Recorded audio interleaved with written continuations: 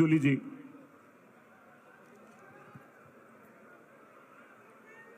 आज संविधान बचाओ रैली के अंदर हमारे बीच में पधारे कांग्रेस पार्टी के राष्ट्रीय अध्यक्ष मल्लिकार्जुन जी खड़गे साहब,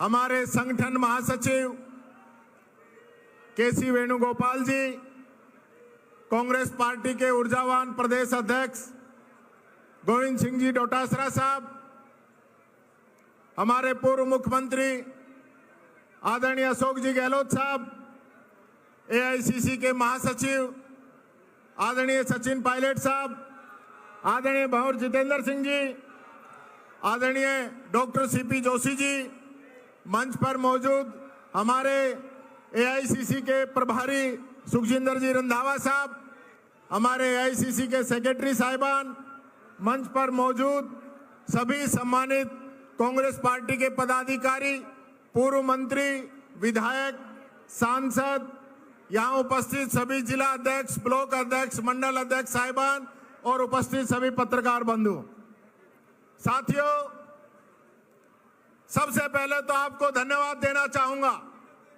इस जनता जनार्दन को, कांग्रेस के कार्यकर्ताओं को कि इस तपती धूप के अंदर भी आप लोग जितने टेंट के अंदर हैं, इतने टेंट के बाहर भी आए। ये आपका जोश और आपकी ताकत बताता है। आज ये आपने भी सोचा होगा कैसी क्या जरूरत पड़ गई कि कांग्रेस को संविधान बचाओ रैली का आयोजन करना पड़ा है। साथियों, जरा सोचना कि जब देश आजाद हुआ और देश के अंदर जब संविधान लागू हुआ तो देश के हर नागरिक को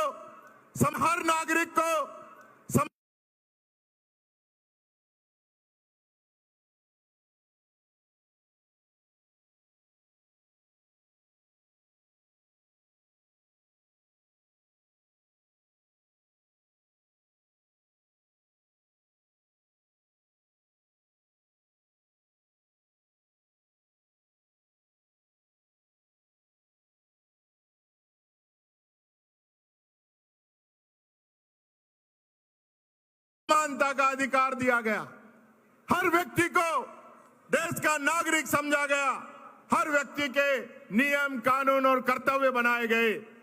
और जो लोग संविधान की वजह से अपने आप को चाय बेचने वाला बताते थे, आज देश के प्रधानमंत्री की सीट पे आए तो उस संविधान की वजह से आए, ये बात मैं कहना चाहूंगा। लेकिन सीट पे बैठते ही वो लोग सबसे पहले उसी संविधान को कमजोर करने के लिए लग गए। इन लोगों ने चुनाव के अंदर नारा दिया कि 400 पार लेके आइए ताकि हम इस देश के संविधान को बदल सके।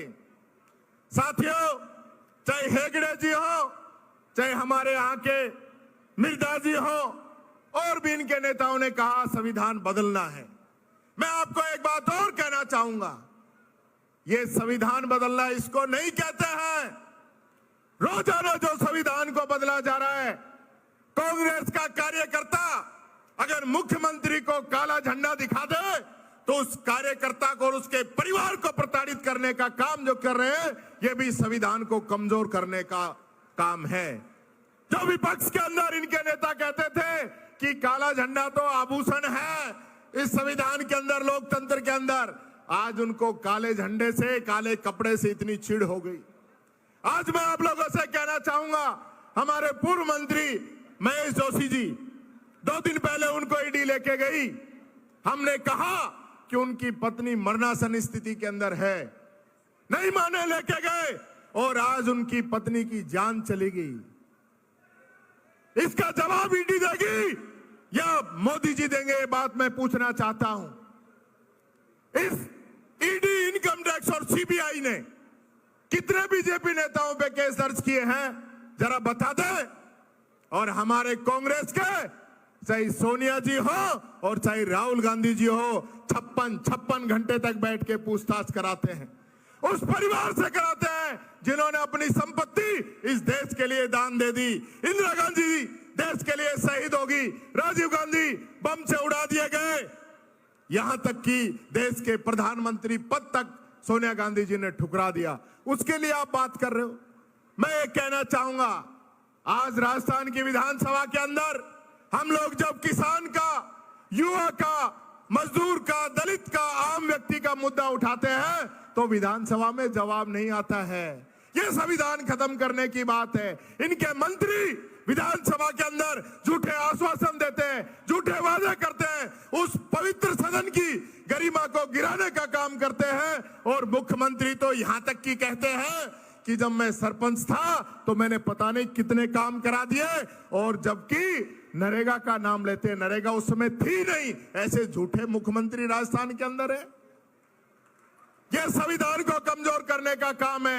इसलिए साथियों, मैं एक कहना चाहूंगा, कांग्रेस का एक एक कार्यकर्ता आदरणीय खड़गे साहब को दोनों हाथ उठा के कहे कि संविधान बचाने की लड़ाई में हम सब लोग साथ हैं।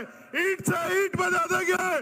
राहुल जी और सोनिया जी के साथ जेल भरने को तैयार है। इनकी जेलें छोटी पड़ जाएगी, कांग्रेस का कार्यकर्ता पीछे नहीं हटेगा। बहुत बहुत धन्यवाद। जय हिंद, जय भारत।